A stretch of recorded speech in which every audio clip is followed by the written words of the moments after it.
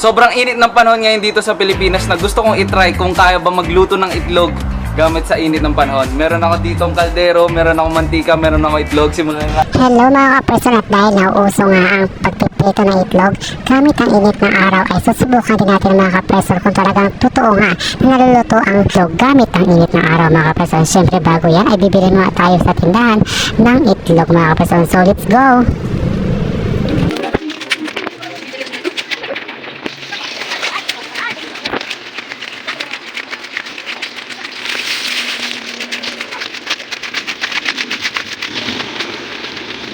May itlog. Isa lang.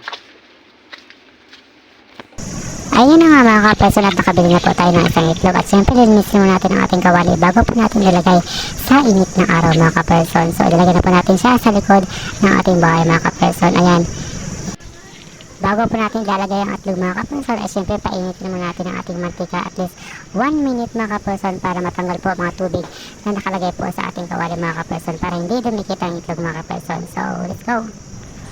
Bago ang lahat mga kaperson, siyempre lalagyan po natin ng pampalasa ng magic sarap, asin at paminta. Ito po ang ating itlog mga kaperson bago po natin ilalagay sa ating pong mantika at sa ating pong kawali mga kaperson. So let's go! Ilalagay po natin.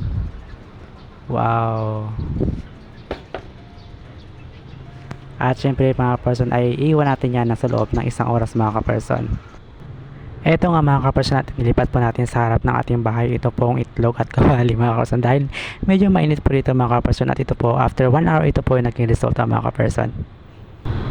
Oh, di ba? Wala nagbago. Wala nagbago. Ito na nga mga kaperson, at titignan na po natin ang final result ng ating itlog na pinalagay po natin sa initan ng araw mga kaperson. At almost 5 hours po siya nakabilad dyan sa initan mga kaperson. So excited po ako sa mangyayari sa ating pong itlog. So check po natin. Wow! It's a prank mga kaperson. Hindi po siya naluto.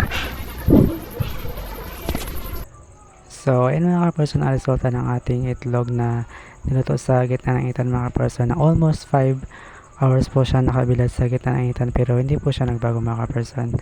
Prank lang talaga siya mga kaperson kaya hindi pa talaga siya muluto, no? Or talagang makapal lang yung aking kawali. Dapat manipis. So, thank you guys for watching.